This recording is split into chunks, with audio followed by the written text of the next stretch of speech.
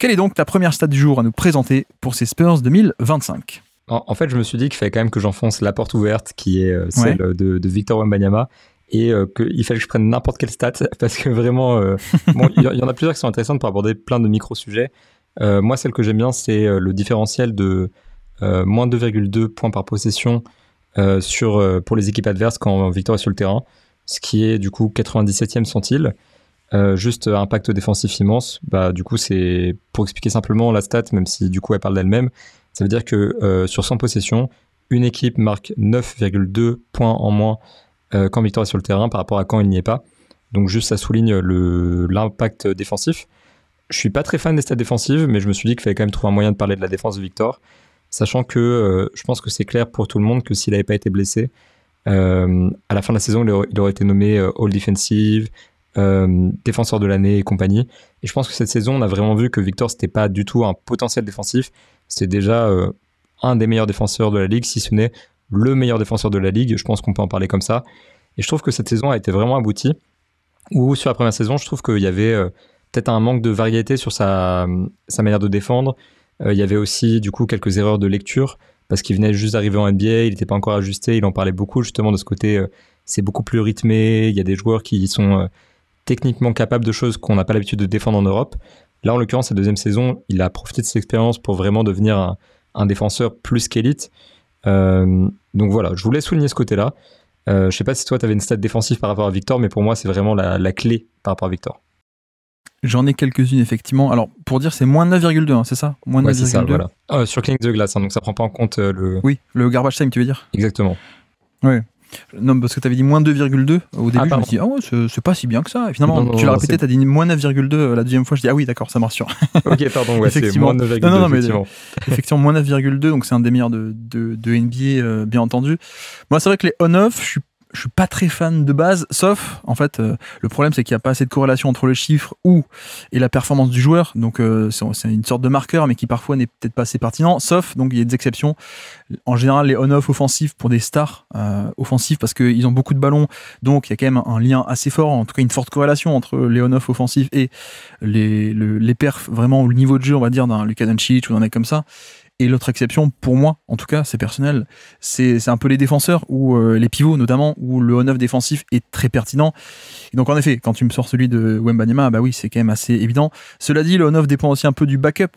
Donc à quel point ton backup est fort, forcément. Hein, pour ça que des front office comme Denver et les Sixers vont chercher des backups un peu nuls pour ensuite dire dans la course à MVP, regardez, le on-off de Jokic et de Embiid, il est très bon.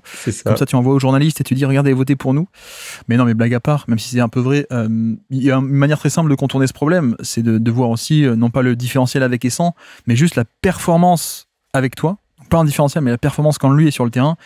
Et on est déjà au 75e centile au niveau de la perf défensive. Donc le on-court, on appelle ça, pas le on-off, mais le on-court, quand il est sur le terrain. 112 points encaissés par 100 possessions, 75e centile, sachant que autour l'effectif est très très loin d'être compétent défensivement. On va dire que ajusté pour inflation ou pour niveau de jeu défensif / talent pur, tu vois ce que je veux dire, on doit être déjà très très bon, quoi, presque parmi les meilleurs de NBA déjà. Et comme tu dis, il n'a pas eu le DPOY pour une question de critères de nombre de matchs. De toute façon, c'est dans le nouveau CBA. Hein. Il n'aurait même pas été éligible. Il fallait au moins 65 matchs.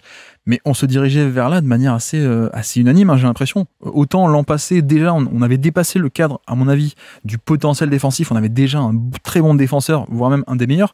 Et il y avait eu un débat sur la fin d'année contre Rudy Gobert.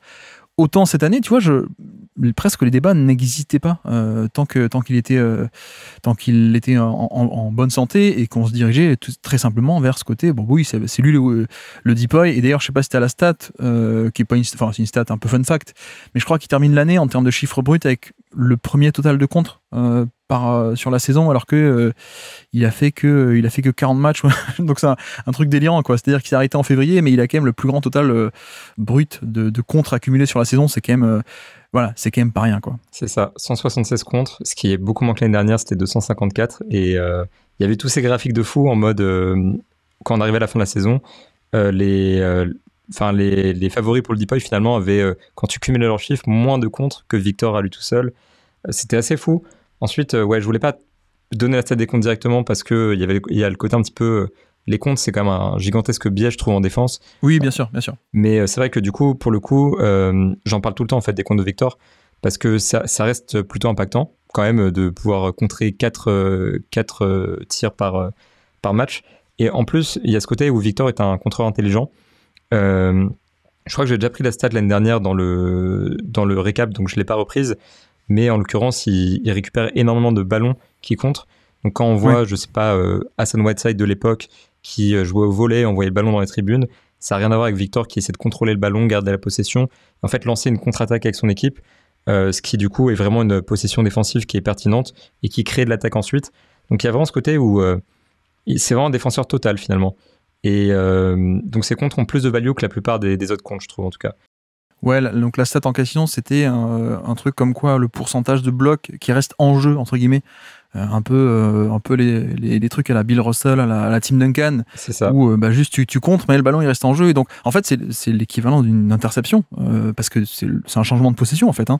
Exactement. Très simplement, alors qu'un contre, comme tu dis, Whiteside, ou à l'époque, le spécialiste était aussi Dwight Howard, tu sais, qui était un défenseur fantastique, hein, mais qui aimait bien un peu pour le show et pour impressionner l'adversaire, balancer des contres dans les tribunes, quoi. Et à l'inverse, donc, tu as ce truc de c'est comme une interception, un changement de possession, et tu peux attaquer entre guillemets contre-attaque, alors que la défense est pas bien en place, elle doit faire un repli. Et quand on sait la rentabilité sur contre-attaque, sur après interception, voilà, c'est vrai qu'il y a cette valeur ajoutée sur ces comptes, mais je pense que effectivement c'est un peu ça l'idée. C'est qu'on a affaire au meilleur protecteur de panier de NBA, sans doute. Tu vois, cette année, je serais prêt à lui donner à lui, là où l'an passé, je me disais quand même, Gobert était pas mal et tout. Gobert fait peut-être un chouïa moins bien de protection de panier cette année, alors que Wemby a continué un peu de progresser. Alors moi, j'ai des stats aussi là-dessus, hein, si tu veux. J'avais pris un O9 d'ailleurs, au passage, pareil. Alors pas le général, j'avais pris particulièrement au panier. Okay. Et en fait, j'ai le on-off de fréquence de tir au panier quand il est sur le terrain versus quand il n'est pas. Pareil, un -4 de on-off de différentiel avec et sans. Donc c'est dans le 92e centile. Voilà. Donc, quand il est sur le terrain et quand il n'est pas sur le terrain, il y a beaucoup plus ou moins de tirs au panier. Cela dit, comme on a déjà expliqué, les on-off, attention au différentiel, attention au niveau du backup, etc. Parfois, attention, tu peux aussi avoir un backup qui joue dans un style très différent. Si un backup il fait un switch all, bon, c'est pas pareil que toi qui es un protecteur de panier. Donc schématiquement, voilà, il y a des implications très multiples finalement. Et donc la stat du on-court, quand il est sur le terrain, il autorise une fréquence au panier de 31%. Voilà, 31%. Et c'est aussi à rattacher au score défensif des Spurs, qui sont pas une bonne défense au panier, mine de rien. Ils sont 23e sur 30 en tout. Et finalement, Wemby, je trouve que on a cet aspect d'intimidation à l'échelle d'une possession, à l'échelle d'un drive. Tu sais, on compte plus le nombre de mecs qui refusent de tirer parce qu'ils le voient dans les parages. Cela dit, je pense que je parle de ça parce qu'on n'a pas encore totalement exploité l'aspect de vraie intimidation, et je pense pas que ça soit un peu à cause de lui.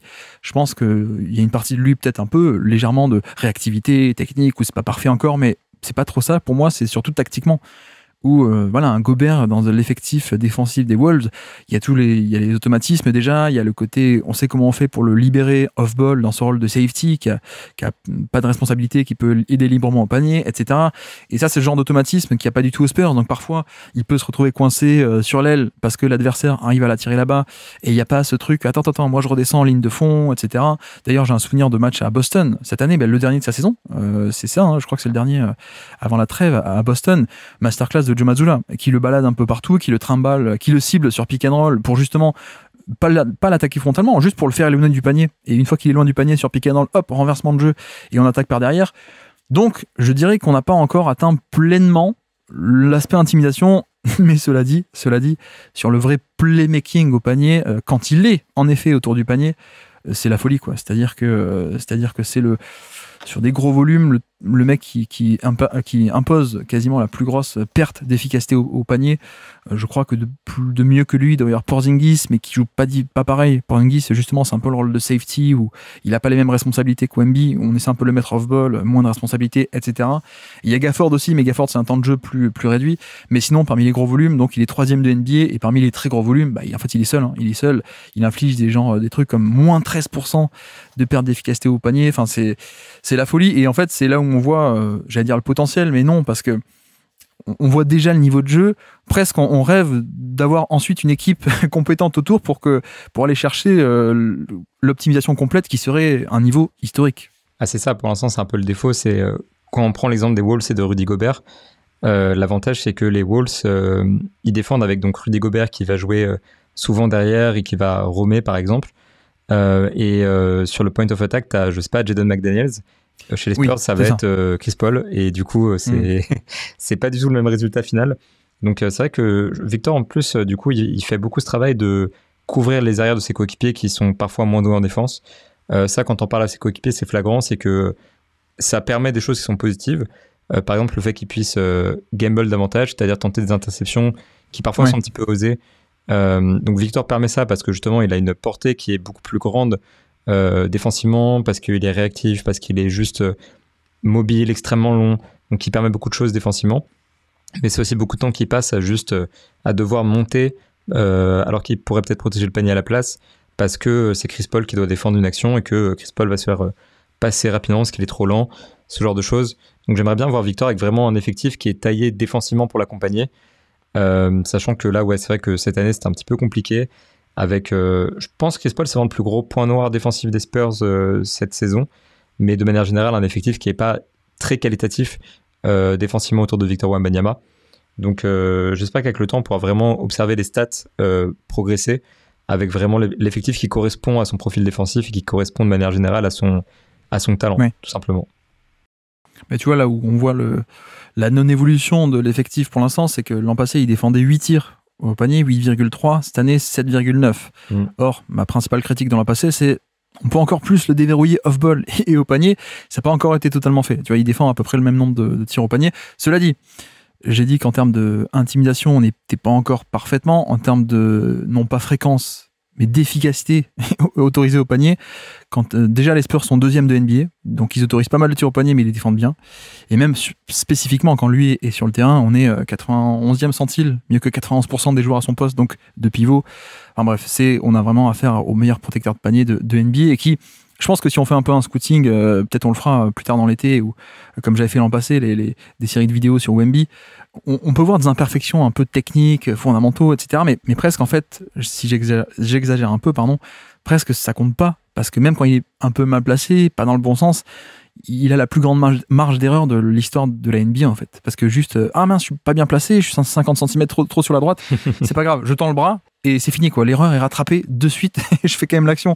Donc il y a ça, plus d'ailleurs, il faudrait quand même qu'on limite un peu à la protection de panier, mais tu sais, moi j'ai des souvenirs de matchs contre Memphis notamment, ou des matchs contre Cleveland, ou un peu contre ce genre de poste 4, poste 5 qui peuvent scorer, donc Jaren Jackson notamment, où au bout d'un moment ça marchait pas, et donc on a été obligé de le mettre sur Jaren Jackson. Et il y avait que ça qui freinait Jaren Jackson et son drive, notamment. Je prends un exemple un peu au hasard, mais du coup il était pas off-ball. Du coup, il n'était pas du tout en protection de panier. Donc là aussi, tu vois, tu parlais de l'effectif. Chez les Wolves, s'il y a besoin d'avoir absolument Gobert off-ball et au panier, tu peux mettre un Randle en premier rideau, tu peux mettre un Nasrid en premier rideau. À l'époque, tu pouvais mettre un Towns en premier rideau, même sur Jokic. Voilà, ça passait. Là, je pense qu'on n'a pas encore ce luxe côté Spurs, donc ça participe aussi au fait que il est obligé d'être un peu partout, quoi, au four et au moulin, et donc il y a des fois quand il faut stopper un Jaren Jackson, mettons-le sur Jaren Jackson, et tant pis s'il sera pas en deuxième rideau en protection de panier. Donc voilà, ça fait aussi partie des éléments qui font que l'optimisation n'est pas complète, et pourtant on a déjà peut-être le Deepoy, quoi, si seulement il avait joué 65 matchs. Donc c'est un peu dingue. Et puis pour compléter 2-3 stats aussi défensives, si ça t'intéresse, donc il est à 5,7% de block percentage sur Cleaning the Glass. Je crois que ça varie un peu selon les sites, mais donc 5,7% de block percentage et 1,5% de steal percentage. Je me suis amusé à faire un petit filtrage de qui a certains critères, tu sais, sur les gros temps de jeu, on va dire. Minimum 2% de bloc et 1% de steal, c'est pas mal déjà. Il y a que 9 noms. Et les noms, c'est genre Claxton, Gobert, Jaren Jackson, Mobley, Potel, Peyton Watson, Miles Turner, etc. quoi. Voilà. Et donc Wemby est déjà dans ces 9. Donc ça, c'est critère à 2% de block percentage. Si on remonte à 3% de block percentage et 1% de steal, il n'y a que 2 noms, Turner et Wemby. Si on remonte à 4% de block percentage plus 1% de steal percentage, Wemby est seul. Si on remonte à 5%, il y a encore Wemby tout seul. Et après, ça s'arrête à 6. Mais pour dire aussi, pourquoi je parle de ça, parce que quand on combine bloc et interception, steal, tu parlais de ça, les instincts, le gamble sur les lignes de passe, etc. Il y a ça aussi, c'est qu'il fait pas que des contres, il fait aussi des interceptions, parce qu'il y a aussi un cerveau, il y a des instincts, et ça, c'est pas tous les pivots protecteurs de panier qui sont aussi à l'aise off-ball pour ce genre d'interception. le steal percentage étant aussi un bon indicateur du QI basket. Et on le voit très bien avec Wemby dans cette année 2, comme on l'avait vu en année numéro 1 d'ailleurs. C'est ça, et puis en plus, tu vois, je regarde aussi les stats du coup sur Clean the Glass en défense, puisque j'aime bien avoir un petit support visuel. Tu vois la propreté, par exemple, sur le pourcentage de fautes qui sont effectuées, c'est 2,7, donc 2,7% du coup des possessions de l'équipe. Et en l'occurrence, c'est extrêmement faible pour un joueur qui est aussi haut en termes de contre et d'interception. Parce que quand tu regardes beaucoup les joueurs qui contre, finalement, tu peux aussi voir, souvent tu vois des joueurs qui comptent pas mal, mais qui par contre ont un pourcentage de fautes assez élevé, parce qu'ils ont une défense très agressive finalement. Victor, c'est pas tant ça, c'est plus une question plus d'opportunisme, j'ai envie de dire, défensif qui est bon. Du coup, ça se reflète là-dedans, où il est extrêmement propre, en plus d'être extrêmement du coup prolifique. Et de manière générale, de toute façon, on commence à toucher à... On pourrait le voir dans plus de configurations défensives différentes. Il n'est pas dans un contexte collectif parfait, etc. Mais on commence à toucher à des stats qui sont vraiment les meilleurs de l'NBA quasiment finalement défensivement. Ouais. Donc pour Victor, je pense que chaque année dans le Basket Lab, sur le récap, on va devoir sortir des chiffres de défense parce que ça ne peut être que ça, quoi. Mais en vraie parenthèse, c'est un vrai problème pour moi. D'un point de vue éditorial, je me dis, bon là, ça fait 1 an, 2 ans, mais je sais pas comment continuer à parler de Wemby sans tomber dans le superlatif, quoi. Et je pense que ça va être un peu... en même temps, s'il le mérite, il le mérite, mais je veux dire, ça va être assez répétitif, quoi, pour le coup. Mais bon. Non, mais très bonne remarque aussi sur les fautes, parce que tu vois, c'est un peu le truc avec un Gafford, qui est un peu le seul qui cette année fait un peu mieux, même si c'est un volume plus petit, mais il défend très bien le panier. Mais Gafford, il fait des tonnes de fautes. C'est aussi un peu le cas avec Jaren Jackson, dans une certaine mesure, ou des mecs comme ça. Et donc il y a un côté où leurs pourcentages de tirs défendus sont très bons, mais parce qu'en fait, quand ils font faute, le tir n'est pas compté dans le box score, et donc ça ne rentre pas dans le calcul du pourcentage. Donc tu vois, il faudrait presque créer un espèce de true shooting de la protection de panier pour inclure aussi les fautes. Et là, Wemby, avec sa propreté, serait 4 têtes au-dessus de tout le monde, en effet.